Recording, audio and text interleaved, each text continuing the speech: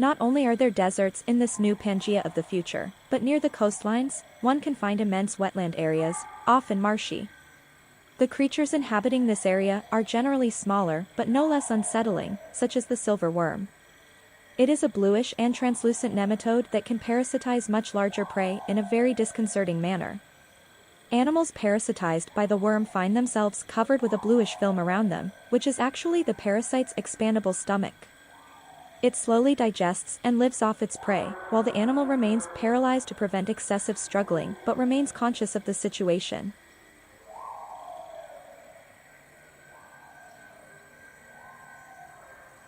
The clammonway is a descendant of clams that used to move through locomotive tubes, but they never left the aquatic environment and simply crawled.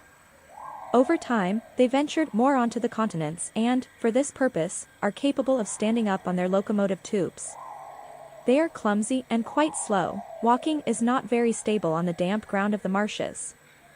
These mollusks feed through their feet, sucking in water and filtering microorganisms. To run faster, they can stiffen their tubes by filling them with water, but they cannot maintain this position for too long.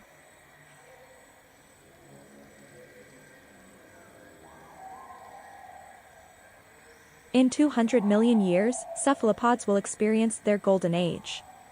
They have adapted to almost all ecosystems and have adopted highly diverse physiologies. Many still live in the oceans, some have even adapted to arid ecosystems, and others, like the gobbaby, inhabit the freshwater of marshes. The gobbaby is quite unique. Its 8 arms are positioned laterally along its body, allowing it to swim similarly to the Anomalocaris of the Cambrian period. Its beak is located at the front of the animal, with 2 flexible arms helping to catch prey. It has nostrils on its back. This cephalopod is descended from terrestrial squids and has returned to the water, explaining its lateral fins, its freshwater habitat, and its ability to breathe air.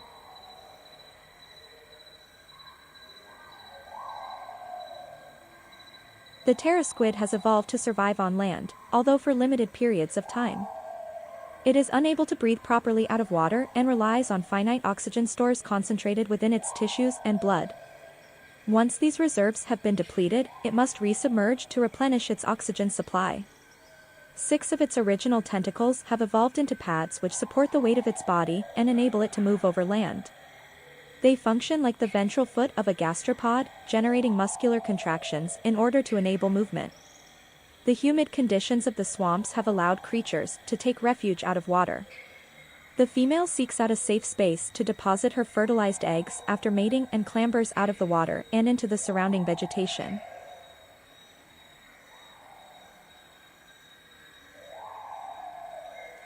The coastal area north of what was once called Australia is very strange and no longer resembles the typical terrestrial landscape, even in the future. This region is populated by giant terrestrial corals that have colonized the beaches and even ventured further into the land. It is in this otherworldly environment that the Neosepias live. They are not closely related to toesers but bear some resemblance to them. They walk on their 8 arms, and their large, powerful beak is located underneath their body. When they want to catch small invertebrates, they must quickly bend down over them. The name of their genus refers to thalassophobia, as these animals, originally from marine mollusks, have fled that environment to remain on land, even though the surroundings resemble a gigantic coral reef.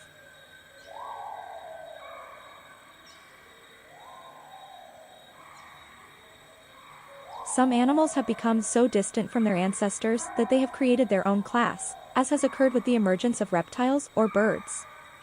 The cuckoo is a descendant of jumping spiders, but it is the sole representative of its class, appearing almost alien in the animal classification. It no longer possesses an exoskeleton but has retained the general internal structure with 8 legs and a pair of pedipalps at the front.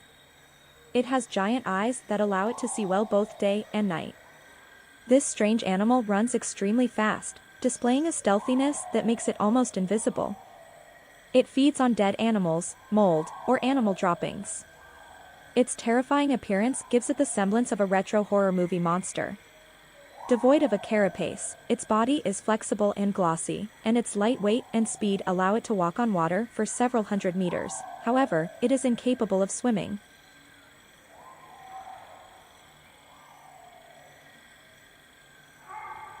The semi-lobster's legs are devoid of an exoskeleton, offering it greater flexibility compared to its ancestors, the crayfish. This animal inhabits the ponds and marshes of what was once known as China, with its green color providing effective camouflage. It feeds on algae and aquatic plants, which it carefully cuts with its claws, but its activities go beyond mere feeding. It is capable of cultivating preferred plants and selects certain varieties to ensure better yields in subsequent years. Highly territorial, it cultivates alone and fiercely defends its crops against conspecifics. Each crayfish has its own preferences, and each selection of algae is unique. This behavior aerates and cleans the ponds, playing a crucial role in oxygen regulation and the overall health of their ecosystem.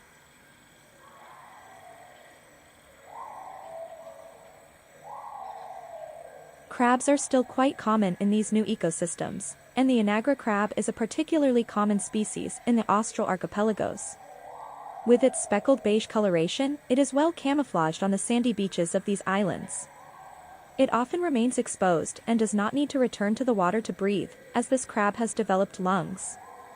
One of its claws is disproportionately large, used to scrape polyps from corals for consumption.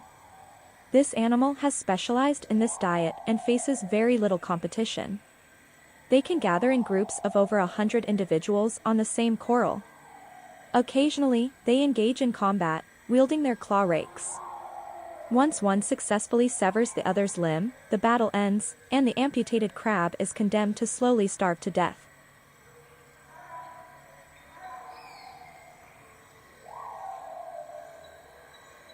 Some crabs have developed symbiotic relationships with plants, which take root directly on the crustacean's carapace and make contact with its internal organs. The insects digested by the crab provide nutrients for the plant, and the crab's movements benefit the plant's reproduction. In exchange, the plant camouflages the crab from its predators. What is surprising is that each crab species is symbiotic with its own plant species. This relationship has endured for so long that the species have co-evolved to the extent that the plant exists nowhere else but on the crab's carapace.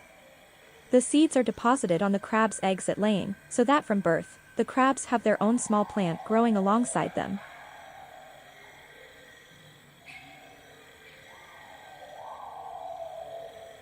The diticids, known as water beetles, are insects that have existed since the Holocene, and their ecology has not significantly changed over the past 200 million years.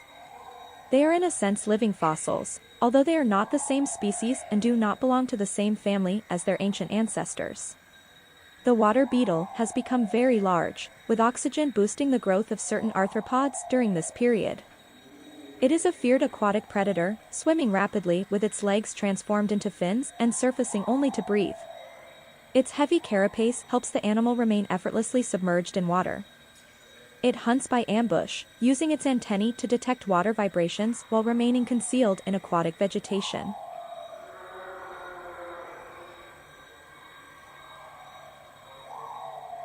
Vandrandra is a new species of bipedal terrestrial starfish. It belongs to the same family as the predatory starfish found in drier ecosystems. This animal is blind and perceives its environment through touch and clicking sounds, as it is capable of echolocation. It lives in the strange coral forest that once was Antarctica, a forest that stretches all the way to the former Australia. These terrestrial stars are builders. They use the surrounding coral to construct small houses. They hibernate during the winter months when the sun is hardly visible. They don't need light as they are blind, but they require warmth since their bodies don't produce it.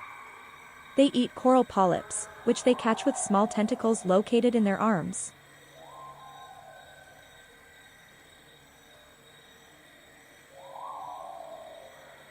The swamps are crisscrossed with underground river networks that feed the marshes and are filtered through the rocks. Even in this dark environment, there are animals. There is a slight bluish light in these caves thanks to bioluminescent fungi, but most of the animals in these caves are blind. This is the case with the cave shark, which has completely lost its eyes. It navigates by sensing the vibrations of the water bouncing off the cave walls, preventing the fish from bumping into them. It feeds on small animals and has an incredibly long lifespan. Some specimens can live for over 900 years. This is due to the purity of the water, their highly stable environment, and their very slow metabolism. They can go without eating for over 5 years, traversing flooded galleries without encountering any congeners for decades at a time.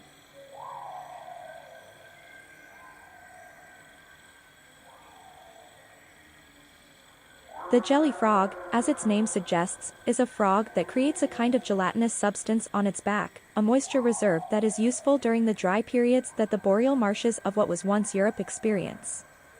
With a greenish color, it also helps it to camouflage in the vegetation. The origin of this color comes not from the animal itself, but from microalgae that colonize this dorsal gelatin. Females carry their eggs on their backs, in the gelatin, keeping them protected and moist until they hatch. This adaptation makes them less dependent on aquatic environments than other amphibians. In summer, this frog feeds on the nectar of certain flowers with its long, flexible tongue.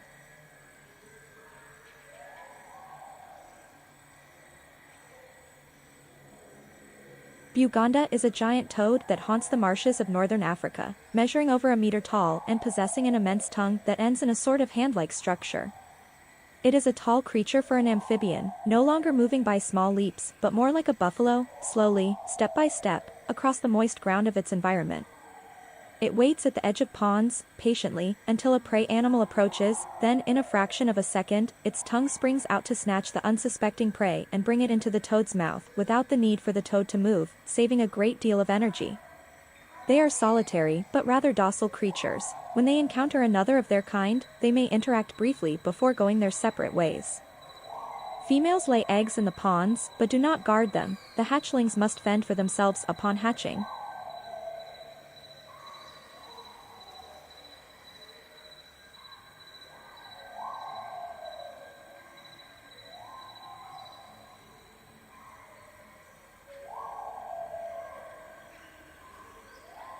The canopy clam is certainly the bivalve with the most distant ecology from its original environment. Its locomotive tubes allow it to climb trees and leap through the air from branch to branch. This ability serves it well for rapidly escaping predators and for catching insects in mid-flight. Additionally, they lay their eggs in trees, sheltered from aquatic animals that are prone to eating them. Apart from time spent in the canopy, the clam crawls in the water. It cannot stand on its locomotive tubes like the clam-on-way. The mouth is also situated inside the shells instead of at the end of the tubes. This animal has small eyes like scallops, an adaptation necessary for moving swiftly in the canopy.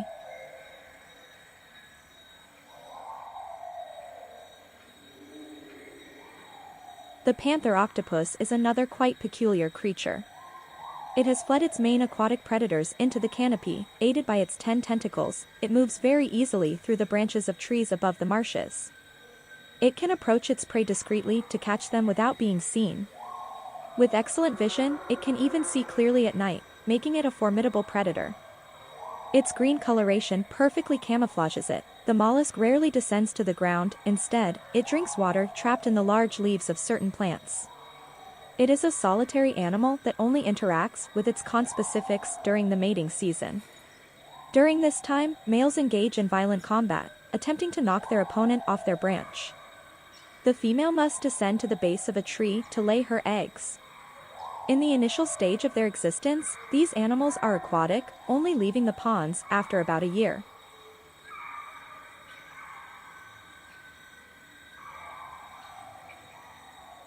The cephalopods have been slowly adapting for life on dry land since 150 million years, with the walking squid. Physically, megasquid appears to be very different to regular squid. However, save for a few differences, they are very similar to a squid, but tilted vertically. The main body is the most like that of a squid, with a large mantle and small eyes. This mantle is porous, as air can flow through it to reach the lungs and keep the animal alive. The small brain is located just behind the eyes. Megasquid locomotion is difficult. They are very slow, and have a very specific way of walking. The front and back right legs are moved forward with the middle left legs, and then the same the other way around. If it moved in any other way, they would overbalance or trip over themselves.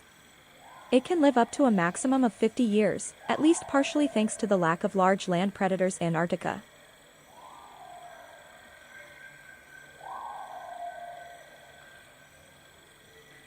The gigantism of some creatures is a boon for smaller ones like the skinmaker spider, which is a parasitic spider. Despite being only 5 centimeters long, it is a very discreet animal that can easily go unnoticed. When it finds a host, it cuts through the skin to enter the organism and feed on blood from the inside. Its flat body easily slips between the skin and the organs, but once it is full of blood, it must quickly exit. It escapes through the same entry hole and sews the skin back together with a very strong silk thread.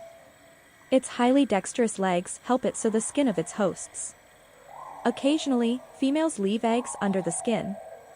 If this spider takes the time to sew up its host, it is to prevent it from dying in case it wants to revisit it later.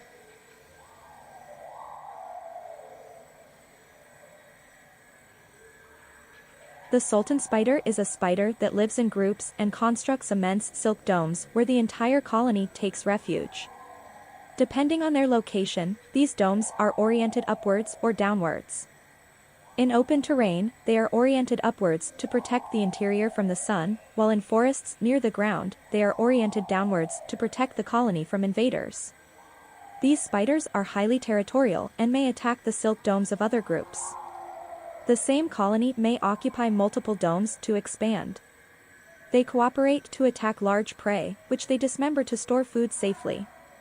There is no queen or specific roles assigned, each individual is versatile and contributes to the group's progress. These animals live on the edge of marshes, at the borders of deserts where the climate is very hot.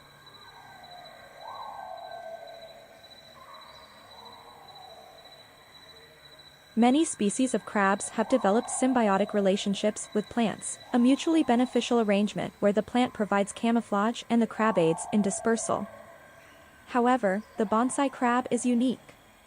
It inhabits the warm and humid boreal forests of what was once Europe, unlike most crabs that seldom venture far from marshy areas. Additionally, it is one of the few crabs that feed on vegetation and fruits.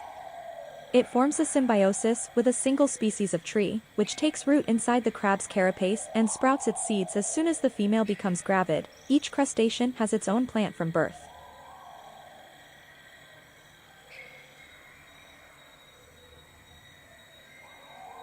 If the previous species was more forest-dwelling and ground-oriented, the jajar lives on the beaches of mangrove-covered archipelagos and stands very tall on its legs to walk easily in shallow waters and sandy bottoms without sinking too deep.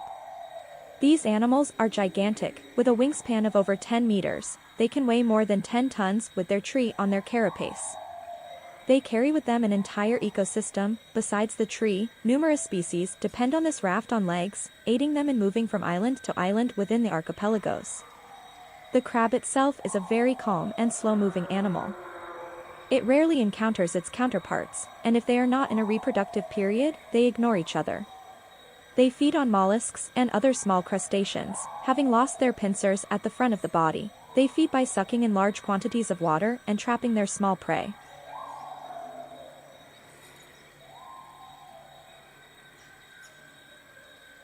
The Costello crab exhibits a unique lifestyle among crustaceans. It lives in large colonies akin to termite mounds. These crustaceans are not builders. They occupy cavities they find in rocks or trees, with a breeding queen protected at the center and guarded by soldier crabs with more developed claws than the workers.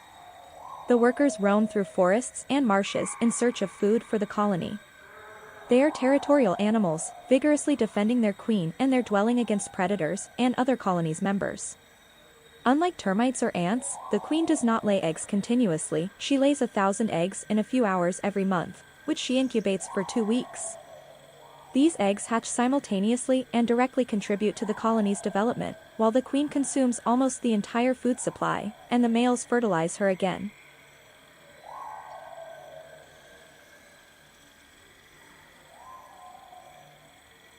Hemipterans have successfully adapted to various environments over the course of the 200 million years they have traversed, but the most bewildering adaptation is held by the Camantongo.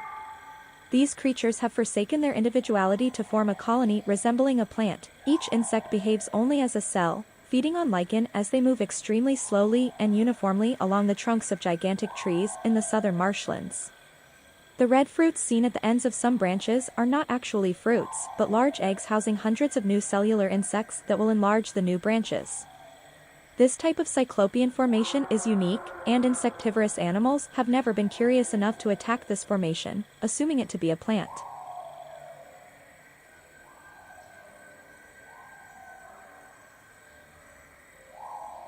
Blood-sucking insects have existed from the Paleozoic era to the present day, and even 200 million years later, although during the latter period, it was beetles that took up the mantle. The vampire beetle is a sizable, brightly red insect that is not at all discreet. Even the sound of its wings in flight is very loud. It must approach its victims while they sleep. Females lay their eggs in water, similar to mosquitoes during the Holocene. In their larval stage, they are voracious predators, devouring any small invertebrates they encounter. Upon metamorphosis, they emerge from the water to become flying insects that suck blood. These animals are not carriers of disease, and their bite is not painful.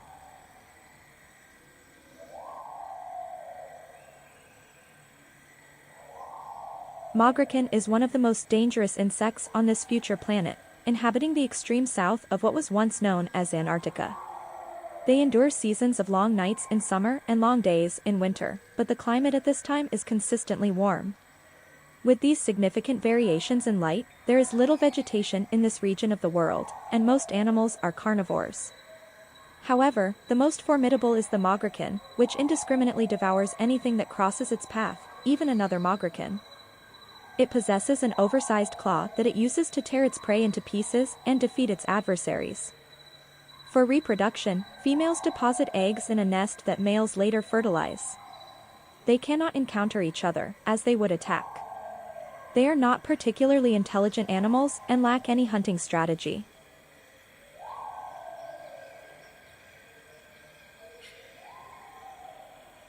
A group of terrestrial stars has adapted to arboreal life, developing a stem that attaches them to tree branches, but they do not spend their entire lives hanging. The females are located above ponds, they lay their eggs from the top of their branches, and the young begin their lives like typical starfish. Upon reaching puberty, they mate on the edges of their ponds, an event that gathers thousands of individuals. Afterward, each one finds a tree to cling to for the rest of their lives. They have developed a kind of proboscis that helps them catch insects flying near them. Their greenish, veined arms perfectly camouflage them in the vegetation,